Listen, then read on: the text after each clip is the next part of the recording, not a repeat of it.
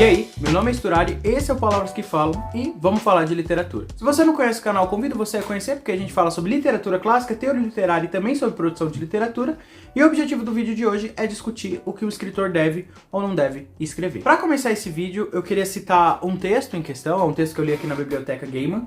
Eu sei que o Neil Gaiman não é um escritor aí que está em voga no momento, justamente por causa de alguns casos bastante pesados que ele foi envolvido. Eu não vou falar porque a gente está no começo do vídeo e eu não quero receber algum tipo de restrição. O texto em questão que eu queria trazer para vocês é As Noivas Proibidas dos Demônios Desfigurados da Mansão Secreta na Noite do Desejo Sinistro. Eu acho esse título nada a ver, para ser sincero, mas ele tem um motivo sim para ser desse jeito. Mas enfim, vamos discutir do que fala esse conto, né? Que na verdade é um quadrinho, né? Mas eu tô chamando de conto. Interpretem do mesmo jeito, mas pra gente discutir como isso pode ajudar a gente a refletir sobre questões da escrita, de nós como escritores mesmo. Esse texto, o protagonista, ele é um escritor e ele tá passando por um processo de bloqueio criativo, porque ele não tá conseguindo escrever muito bem. E a gente percebe que ele sente uma espécie de tédio, realmente, porque ele tá escrevendo coisas que ele não quer escrever, mas ele continua escrevendo. Conforme o conto vai passando, a gente percebe que ele tem um ideal naturalista.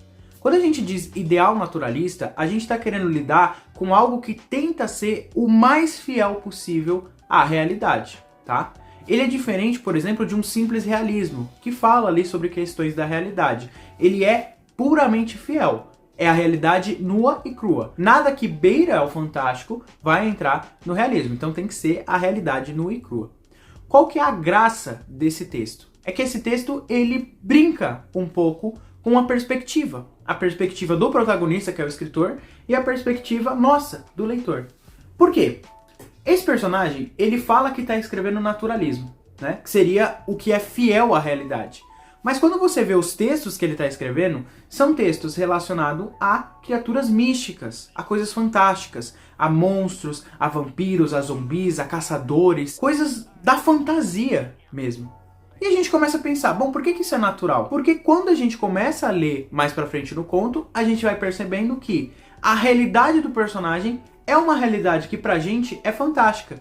Ele vive num mundo de monstros, ele vive num mundo de vampiros, de zumbis, de demônios, num mundo em que há caçadores, em que há coisas fantásticas acontecendo, né? Então, pra ele, o natural são essas coisas fantásticas, que pra gente é o fantástico. Ele faz uma brincadeira com o fato de que o nosso mundo, que seria o mundo real, fosse para ele um mundo fantástico. Então o texto inteiro ele brinca com essa perspectiva para no final ele trazer uma grande solução, né? Aparece um personagem que é um corvo, bem a moda Edgar Allan Poe mesmo, e esse corvo ele pergunta o seguinte para ele, né? Ele diz o seguinte para ele: não é seu lado satírico que o faz mirar no lugar comum, na monotonia. É apenas uma questão de tédio. Já pensou em escrever fantasia? Ele fica um pouco relutante, mas ele resolve escrever fantasia. E é muito legal porque essa é a grande virada do conto. Porque quando ele começa a escrever fantasia, a gente percebe que a fantasia dele é o nosso mundo real. E ele começa a escrever sobre uma mulher que está fazendo o café da manhã e ela odeia o próprio marido, né? Que pode ser a situação que acontece com milhões de mulheres que acabaram casando cedo, não escolheram bem o esposo que iam seguir pro resto da vida e elas vivem essa vida martirizada, vamos dizer assim, numa relação em que elas não se sentem muito bem, né, com a pessoa que elas escolheram. Mas a gente percebe que quando o sujeito, né, o protagonista, que é o escritor, ele começa a escrever a fantasia dele, ele começa a escrever incansavelmente e ele finalmente supera, né, esse bloqueio criativo. Perceba que o texto inteiro, ele é uma metáfora muito interessante para a gente entender a situação do escritor hoje. Hoje a gente tem uma série de pressões de mercado que não, você tem que escrever romances românticos, você tem que escrever sobre coisas de verdade, coisas da realidade. A fantasia, por exemplo, não é um texto que é muito bem-vindo no geral. Claro, é um nicho que pode ser explorado, mas não é bem-vindo igual um romance romântico que a gente vê aí milhares à solta em todo canto. Eu percebo que é um conto que critica muito bem essa obsessão pelo que seria comercial, sabe? Pelo que seria vendível, pelo que seria aceito pelo mercado. Perceber como esses problemas do mercado podem muito bem paralisar um escritor a ponto dele não saber muito bem o que ele tem que fazer, a ponto dele entrar nesses processos de bloqueio criativo, que seriam, portanto, contrários aos moldes criativos que ele queria produzir, e isso atrapalhando todo o processo de produção que esse autor poderia ter com a sua obra. Não é de hoje que eu falo aqui no canal que o escritor ele deve sim produzir aquilo que ele quer. Porque o ponto é, quando a gente segue o que seria o mainstream, a gente pode até alcançar certa popularidade, mas isso não significa que a gente vai conseguir sim ter força criativa para levar esse projeto até o fundo. Porque como a gente viu no próprio personagem, tudo bem, é um caso fictício, mas no nosso personagem aqui do nosso conto, a gente repara que ele não tinha força para continuar escrevendo por causa do bloqueio criativo. Mas aqui a gente pode entrar em uma grande dúvida sobre o que o escritor de fato deveria escrever. Será que tá tão errado o escritor que segue o mainstream? Será que tá tão errado o escritor que quer seguir a própria voz? A gente tem que buscar ser autêntico ou tem que escrever aquilo que é esperado, né? Mas a gente também tem que considerar que muitas vezes o que é aceitável, né, pelo público geral pode muito bem sufocar o processo criativo. Então como é que a gente lida com isso? Como que a gente vai avançar na nossa escrita? O que eu quis trazer com esse conto é pra gente começar a pensar o que deve ser essencial na hora que a gente começa a escrever um texto.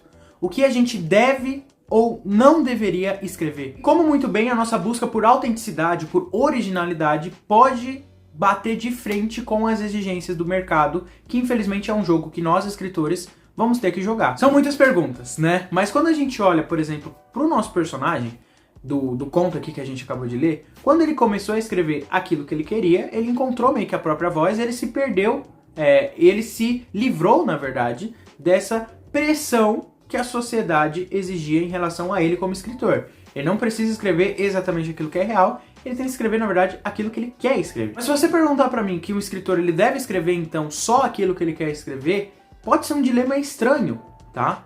Porque dizer o que o escritor deve ou não deve escrever exige, como resposta mais honesta, que não existe uma resposta universal. Se eu fosse dar a minha resposta como pessoa, eu acho que você tem em mente aquilo que você quer escrever é mais importante do que ter em mente do que as pessoas querem ler. Porque às vezes você está escrevendo uma coisa que as pessoas não sabiam que precisavam, mas tá ali. Mas se a gente for pensar, assim, de forma muito prática, o que um escritor deveria, de fato, escrever, eu acho que a gente tem que pensar em dois nortes. Primeiro, o que ressoa com ele. Segundo, o que precisa ser dito. Quando o escritor ele vai trabalhar temas que refletem profundamente o seu ser, ou temas que ele tem prazer em produzir, tende a facilitar na hora de escrita, a aliviar a pressão, a gerar textos mais impactantes e até mais agradáveis de se ler. Ao mesmo tempo, a gente tem que pensar no que precisa ser dito em relação a esses textos. O texto ele tem que ser movido também pela necessidade de dizer algo. Ele precisa ter um quê de universal. Ou seja, o escritor ele também é movido pelaquela necessidade de dizer alguma coisa relevante, mesmo que essa coisa possa ser até meio que impopular. Um dos projetos que eu estava produzindo, eu deixei ele em pausa, mas eu pretendo voltar eventualmente quando eu terminar o projeto atual que eu estou fazendo agora, que sinceramente eu acho mais interessante, mas um dos projetos que eu estava produzindo era trabalhar um texto que teria como tema um pouco as grandes navegações, então ele teria um quê de fantástico, né? Porque não seria de fato as grandes navegações portuguesas, mas seria ali, né, um episódio parecido com as grandes navegações.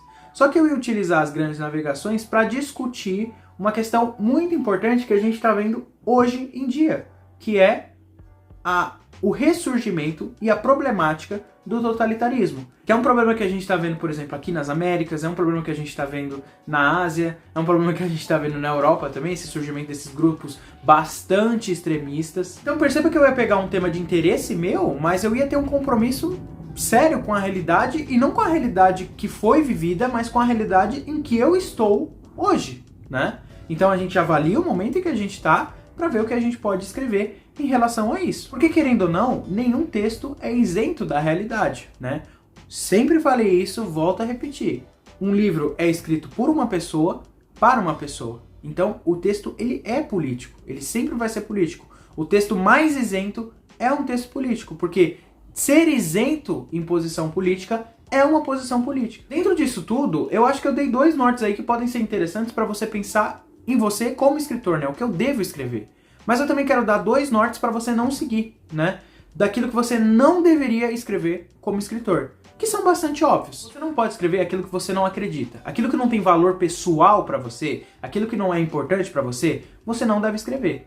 Eu lembro uma vez que eu tava no estágio e a gente tava produzindo ali uma redação, eu lembro que uma menina branca queria falar sobre racismo. E evidentemente ela não sabia começar justamente porque ela não teve muito bem uma experiência de racismo para ela ter inspiração para produzir isso, né? Afinal, ela é super branca e provavelmente a família inteira dela é branca e ela não deve ter vivenciado isso. Tanto que, conversando com ela, a gente pensou em outros temas que ela poderia trabalhar.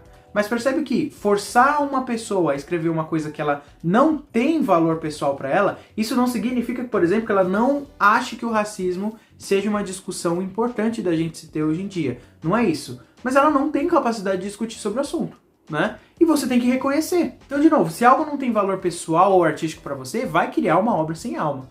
E, então, você tem que pensar nesse ponto, mas também evitar seguir as tendências, né? Evitar modismo, evitar o mainstream, porque as tendências acabam. Mas eu quero trazer outro ponto também em relação ao que a gente deveria ou não deveria estar escrevendo.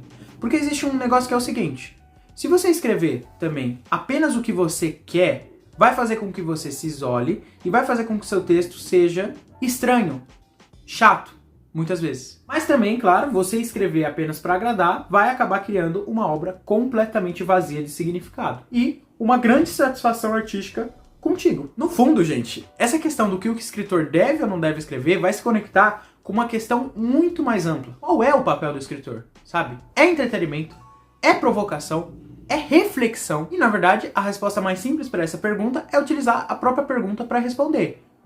Entretenimento, provocação e reflexão é o grande papel do escritor. Porque perceba que, desse modo, a gente pode misturar a profundidade também com a acessibilidade e também fazer essa provocação misturada com o prazer da leitura. Afinal, um bom livro, ele tem que conseguir entreter a gente, trazer essa sensação de prazer, mas também trazer algo pra gente refletir. E sabe quem faz isso muito bem? Machado de Assis. Ao mesmo tempo que ele sabia o que o público esperava, que era um romance bastante folhetinesco, né, com um romance, com uma história até de certa forma um pouco fútil, porque o objetivo é entreter, com capítulos curtos e com coisas muito impactantes acontecendo, ele também tinha o seu desejo ali para escrever. Ele queria falar sobre os caprichos da sociedade brasileira, que era uma sociedade aristocrata e era uma sociedade que se baseava completamente na escravidão. Então, ao mesmo tempo que ele discutiu tudo aquilo que ele queria, ele agradou de certa forma o público. Ele jogou o jogo de forma corretíssima. Ele sabia o que ele queria escrever e ele sabia o que ele deveria escrever. Ele sabia o que era mainstream, mas também ele nunca deixou de pensar naquilo que ele queria produzir. Então pense o seguinte: toda narrativa ela deve entreter, porque ela tem que capturar o leitor de fato, né? Ela tem que ser interessante, ela tem que ser legal, ela tem que ser bonita, no fim. Então quando o escritor ele combina essas camadas do entretenimento, da provocação e da reflexão, né, de provocar essas pessoas, de fazer essas pessoas refletirem, mas ao mesmo tempo causar prazer nessas pessoas, você entende que ela não só tá no papel do entretenimento, mas também no papel de permanecer na mente das pessoas eternamente, de fazer você sentir algo que a gente pode chamar de entretenimento, né? O prazer, a raiva, a desconfiança, né? Tudo que um livro pode causar na gente, conforme a gente vai lendo a história, tudo isso tem a ver com entretenimento, mas ao mesmo tempo de provocar a gente, que vai levar a nossa reflexão e, portanto, ao crescimento humano, nosso, né, como os indivíduos. Mas eu volto a repetir, esse vídeo ele não traz uma resposta muito clara, mas eu quero dar um voto de confiança para você como escritor em pensar que, como não existe uma resposta, você é livre para fazer o que você quer, tá? E em cima dessa sua liberdade, você deve entender o que você tem que fazer ou não. Em cima dessa liberdade, você deve escolher como escritor o que você quer falar, mas nunca fique alheio à sua própria realidade, tá? Afinal, um escritor também quer ser lido. Claro que a gente tem muitos exemplos que podem ser associados a exceções. Se a gente pega, por exemplo, o Tolkien, ele é um escritor que estava muito alheio à própria sociedade, ele produziu uma obra que é muito fora da curva da época e foi um grande sucesso, mas aí só tá aí para mostrar que justamente existe o público que você deseja, né? Às vezes você acha que esse público não existe, mas talvez as pessoas simplesmente não sabem que precisavam ler seu livro ainda. Então é isso. Se você gostou do vídeo, deixa o like e se inscreve no canal. Também me segue no Instagram, que eu compartilho boa parte da minha jornada de estudos, coisas referentes ao YouTube também. Eu faço monitoria lá, então se você tiver algum texto e quiser me enviar, a gente pode conversar isso sobre lá. E valeu!